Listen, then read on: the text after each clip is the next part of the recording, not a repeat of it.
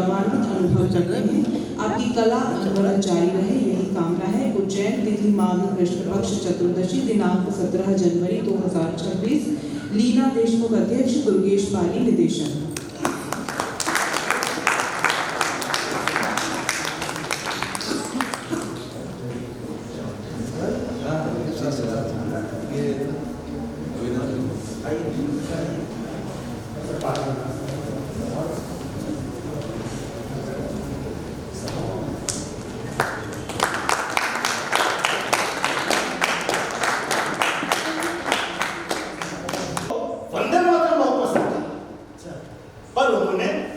आजाद हिंद फौज के कौमी तराने के लिए गुरुदेव के जन गण मन अधिनायक जय है को ही चुना, पर उसमें भी दिक्कत होने लगी क्योंकि वो हिंदी में नहीं लिखा गया था, बंगाली में लिखा गया था। तब हमारे मेजर आबिद अली साहब से नेताजी गुरुदेव के गीत को आधार बनाकर एक गीत लिखने को कहा। अभी आप तो जानते होंगे आप, अरे बहुत पढ़े लिखे बड़े दिलदार आदमी से साहब। पूरा नाम था मेजर आबिद हसन जाफरानी। हाँ, अरे नेताजी के साथ सबमरीन में जर्मनी से सिंगापुर पहुंचे थे और उन्होंने इनका जनगण मन का अपने ढंग से अनुवाद किया और कैप्टन राम सिंह ठाकुर ने धुन दी थी उसकी। क्या गीत था। सब सुख चैन की बरखा बरसे, भारत भाग है जागा, सबके दिल में प्रीत जगाए तेरी मीठी वाणी। हर सूबे के रहने वाले, हर मजहब के प्राणी, सब भेद और फर्क मिटा के, सब गोद में तेरी आके गूंथे प्रेम की माला। सूरज बनकर जग पर चमके, भारत नाम सुभागा।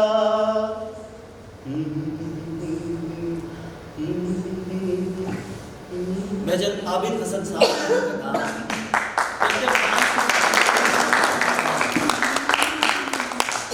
मैंने नहीं सुना था, मुझे किसी ने नहीं बताया कि आजाद हिंद फौज का कौमी तराना क्या है।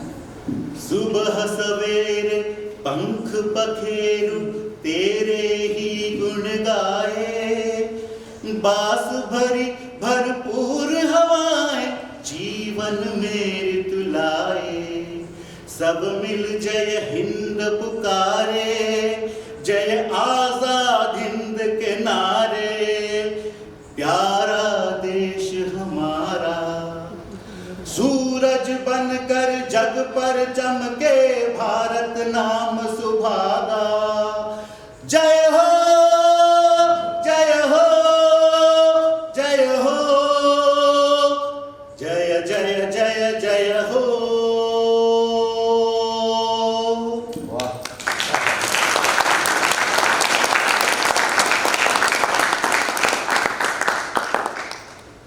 जानते हैं भैया जी, जय हिंद का नारा इन्हीं मेजर साहब का दिया हुआ है। हाँ, उन दिनों मैं कर्नल गुलजार सिंह की कमान में 3rd गोरिल्ला रेजिमेंट में था। जब हमें कैद कर हिंदुस्तान लाया गया, मुझे दिल्ली के पास ही बहादुर कैंप में रखा गया था।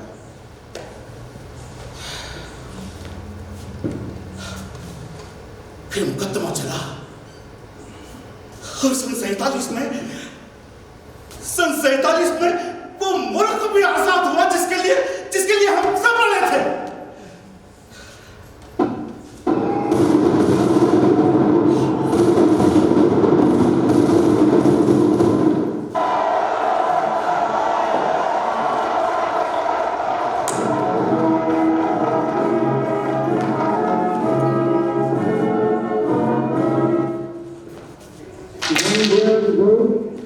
We made the trips with destiny, and now the time comes when we shall begin our race, not wounded or in full measure, but very substantially. At the stroke of the midnight hour, when the world sleeps, India will awake to life and freedom.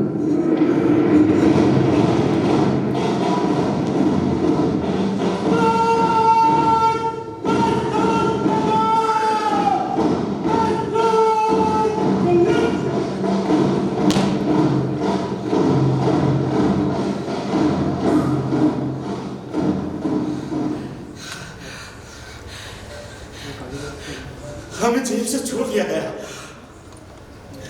हम सब जानते थे कि इतने बड़े मुल्क की फौज में हम सबको इज्जत की नौकरी जरूर मिलेगी, जरूर।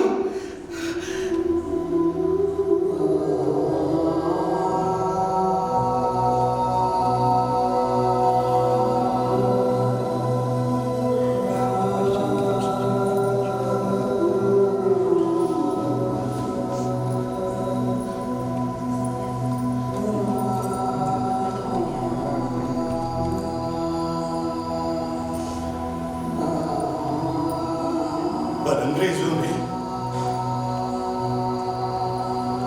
नेहरू जी को हिंदुस्तान के कमान सौंपते हुए हिदायत दी थी कि आजाद हिंद फौज के किसी भी फौजी को आजाद हिंदुस्तान की फौज में नौकरी नहीं देना है।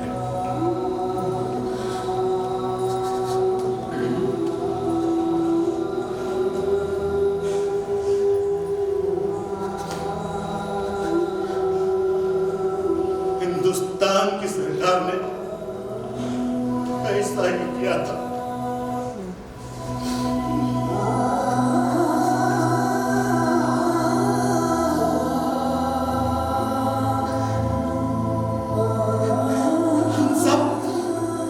हम सब अपने ही मुल्क में चपरासी चौकीदार की नौकरी के लिए दर दर भटकते रहे, दर दर भटकते रहे।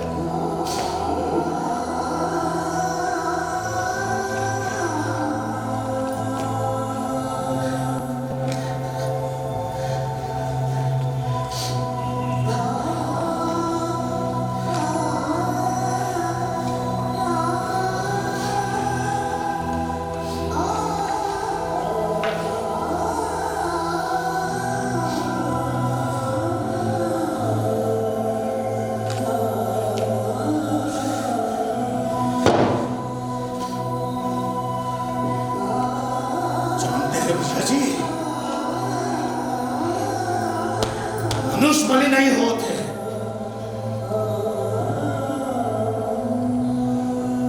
समय हो तो बलवान।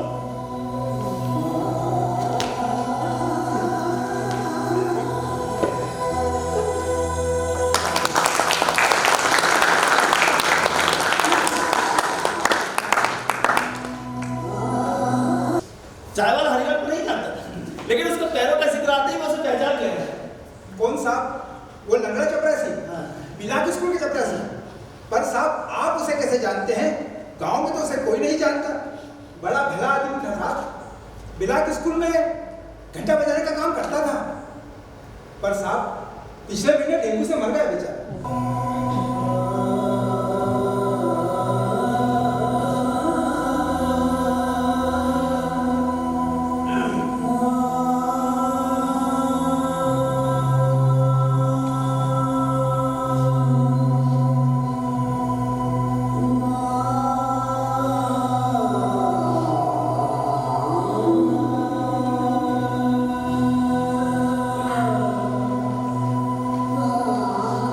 मैं किसी से कुछ कहे बगैर बस अड्डे की ओर चला आया और फिर सोचपुर से चांदगढ़ जाने वाली बस का इंतजार करने लगा। कहाँ है बस? चाय वाले की एक ही बात गूंज रही थी, हरे राम। ब्लॉक स्कूल के बच्चों को गाना भी सिखाता था। हरिराम ने ब्लॉक स्कूल के बच्चों को सब सुख चैन की बरखा बर से गाना जरूर सिखाया होगा। सब सुख चैन की बरखा बरसे, भारत भाग है जागा।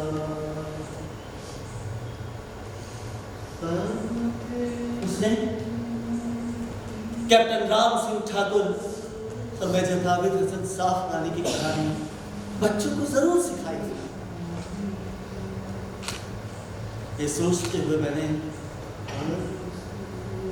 आसमान की तरफ देखा। महानगरों शहरों के मुकाबले गांव देहात के आसमान पर अधिक तादाद में अधिक चमक वाले तारे आते हैं। पूरा आसमान तारों से भरा था। इन्हीं तारों को देखकर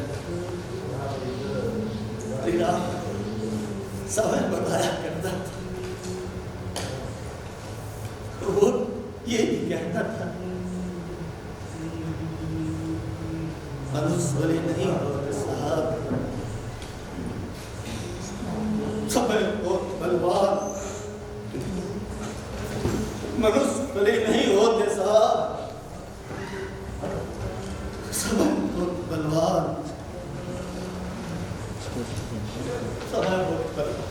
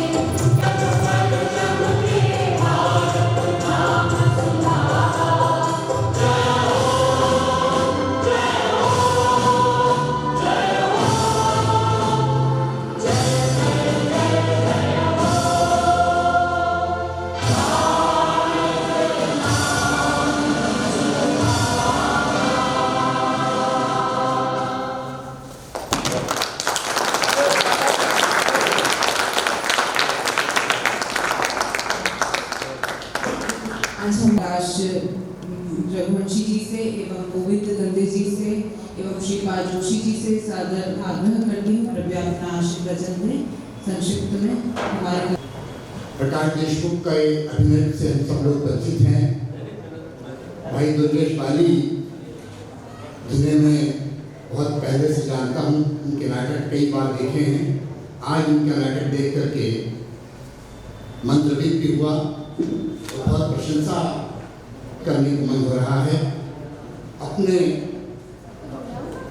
किरदार को किस रूप से वे ढालते हैं, ये निश्चित रूप से प्रशंसनीय है।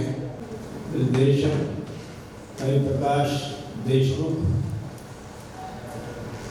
बहुत अच्छे कलाकार हैं।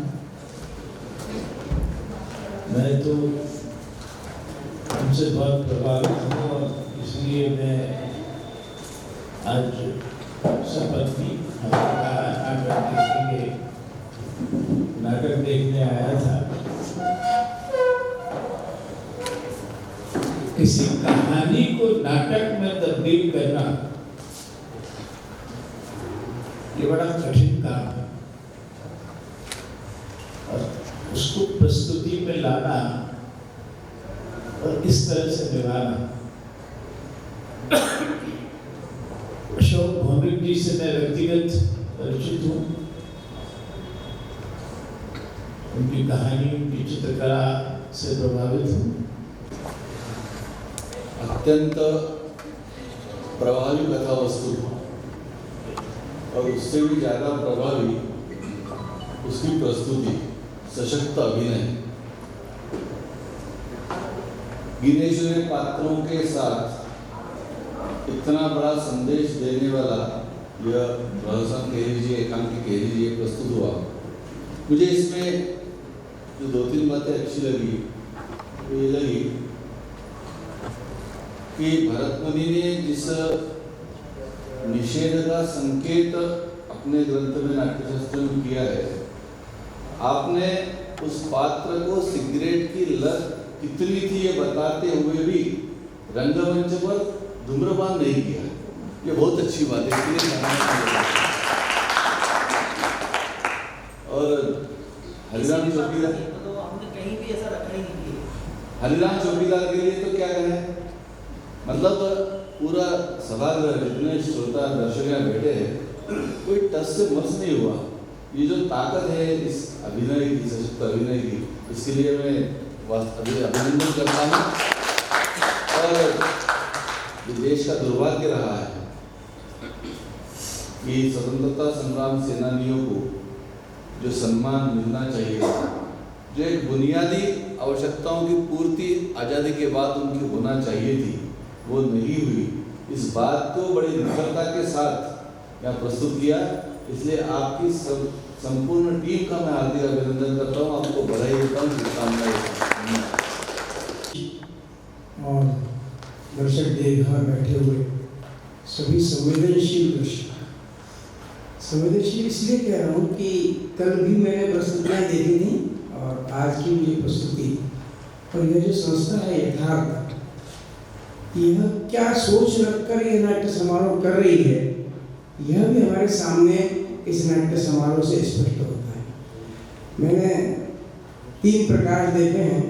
एक प्रकाश रघुवंशी जी बैठे हुए हैं, एक प्रकाश बाठिया जी हैं, और तीसरे प्रकाश जो हमारे सामने आज हैं। और तीनों ही उत्कृष्ट अभिनय करता ऐसे हमारे बीच में रहें।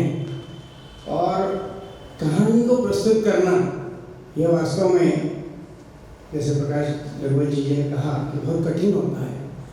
मैंने भी जब अभिनय किया तो भावसार बाकी कविताओं पर हमने नाट्य मंचन किया था, और कविताओं पर मंचन करना, वो भी भावसार बा का जब किरदार मैंने निभाया, तब मुझे महसूस हुआ कि कितना कठिन काम है ये, कि कहानी और कविताओं के आधार पर रचित नाट्य का मंचन। और उस दृष्टि से आज का जो सर्वश्रेष्ठ अभिनय और मंचन हम सब ने देखा है, जितनी तारीफ की जाए उतनी कम है। हमारे दुर्गेश जी बाली, क्योंकि ये नाटक मैंने आज तीसरी बार देखा। अशोक बहुमिक जी आए थे, उस दिन भी मैं था, और उसके पश्चात भी एक बार हुआ, और आज पुनः हुआ। तीनों बार में दोनों कला साधकों का जो प्रदर्शन है वो और निखर कर आ रहा है, और अलग अलग प्रश्न खड़े कर रहा है। और उस दृष्टि से यह सर्वोत्तम नाटक आज हम सब ने यहाँ देखा है। निश्चित रूप से नाटक की जो मूल कल्पना कि क्या अंग्रेजों ने हमें स्वतंत्रता वास्तव में दी थी, यह भी प्रश्न खड़ा करता है, और इस दृष्टि से दर्शकों को झकझोरता भी है। और इसलिए मैं पुनः प्रकाश जी का बहुत आभारी हूँ कि इस नाटक को उन्होंने बार बार मंच पर लाकर दर्शकों के सामने जो प्रश्न खड़ा किया है, वो भी सोचने की आवश्यकता है। सब सहयोग करते हैं, क्योंकि कहानी के अंदर चेंज होता है, वहाँ कुछ नहीं होता है। अभिनेता, अभिनय और टेक्स्ट होता है, एडिटिंग और कुछ नहीं होता। अगर आज ये सब कुछ नहीं भी होता तो भी अगर कहानी होती है, प्रमोद चलेगी नहीं, सेट होता, डिजाइन होती, तो इस कहानी को हम काउंटर पे कर दें, ओटले पे कर दें, कहीं भी कर दें, क्योंकि अभिनय इतना सक्षम, अभिनय इतना अच्छा है कि वो पंच करेगी दर्शक में, कहानी जाके बैठ जाती है। और कहानी अभिनय वो अच्छा है कि दर्शक घर तक साथ लेके जाए, क्या छोड़ के रह जाए। तो आज का ही नाटक हम साथ ले जाएंगे, कहानियों के साथ ले जाएंगे, यही सब नहीं हो। तो मेरी शुभकामना है आप सबसे, प्रकाश से, बाली सबसे, कि आप लगातार काम कर रहे हैं। और ये जो एक इस बाजारवाद के अंदर ये जज्बा लेके आए आप देखने में, वो जरूरी है, वो गायब हो रहा है, खत्म हो रहा है। हमारी जिम्मेदारी है, हम चौकीदार की जिम्मेदारी है, जिम्मेदारी नहीं, हम पुख्ता रूप से काम करें। और इस बाजारवाद के जो बगल में चल रहा है, फेंक रहे लोग, उससे बच के हम सार्थक और सात्विक काम करें। धन्यवाद।